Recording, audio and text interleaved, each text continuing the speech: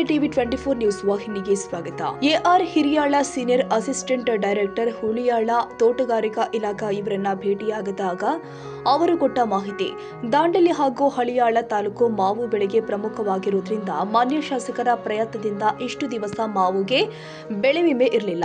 ಇವಾಗ ಬೆಳೆ ವಿಮೆಯ ದಾಂಡೇಲಿ ಹಾಗೂ ಹಳಿಯಾಳ ಪ್ರಯೋಜನವನ್ನ ಪಡೆಯಬಹುದಾಗಿದೆ.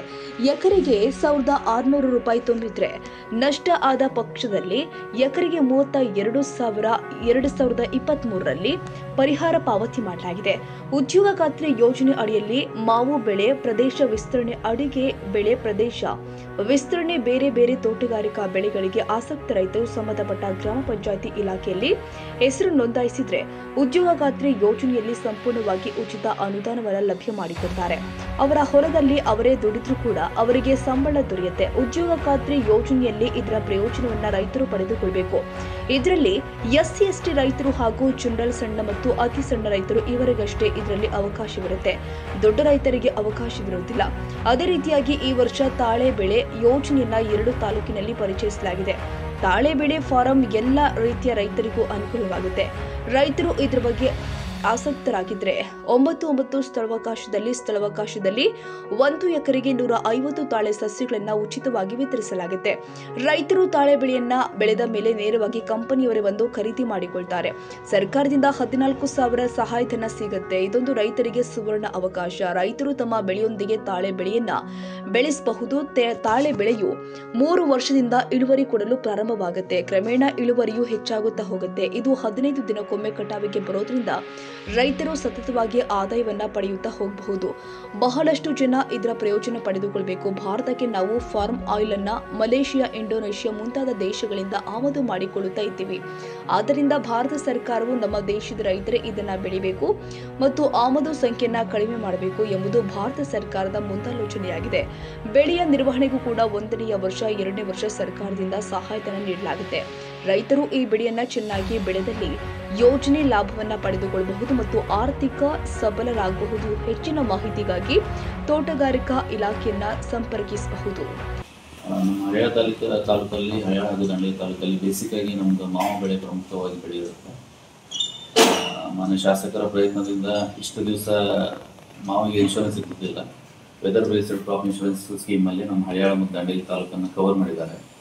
ಅದರಲ್ಲಿ 1,600 ರೂಪಾಯಿ ಎಕರೆಗೆ ಪ್ರೀಮಿಯಂ ತುಂಬಿದೆ. ರೈತರಿಗೆ 32,000 ರೂಪಾಯಿ ಪ್ರೀಮಿಯಂ, ಅಂದರೆ ಏನಾದ್ರು ಲಾಸ್ ಆದರೆ ಅದಕ್ಕೆ ಅಮೌಂಟ್ ಬರುವಷ್ಟು ನಿರೀಕ್ಷೆ ಇರುತ್ತೆ. ಲಾಸ್ಟ್ ಟೈಮ್ ಎಲ್ಲ ಕ್ಲೇಮ್ ಆಗಿದೆ.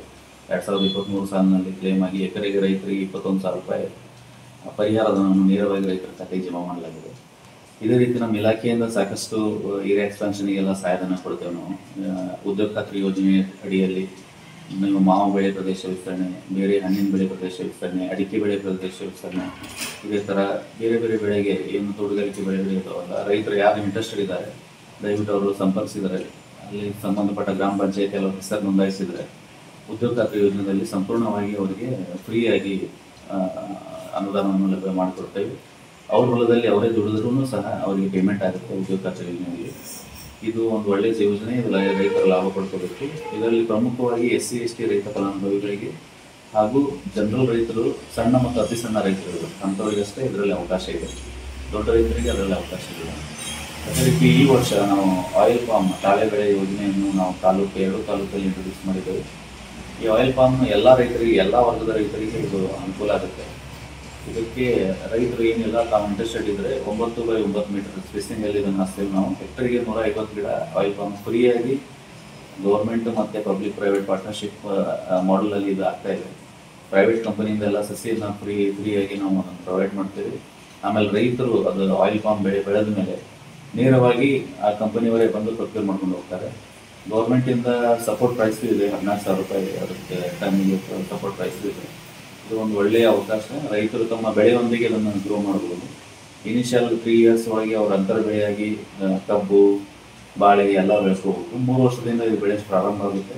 ಕ್ರಮೇಣ ಇದು ಇನ್ಕ್ರೀಸ್ ಆಗ್ಕೊಂಡು ಹೋಗುತ್ತೆ ಇಳುವರಿ. ರೈತರಿಗೆ 15 ದಿವಸಕ್ಕೆ ಒಂದ್ಸಲ ಇದು ಕಟಾವಿಗೆ ಬರೋದ್ರಿಂದ ರೈತರಿಗೆ ಕಂಟಿನ್ಯೂ ಆದಾಯ ಪಡೆಯಲು ಇದು ತುಂಬ ಸಹಕಾರಿ ಇದೆ.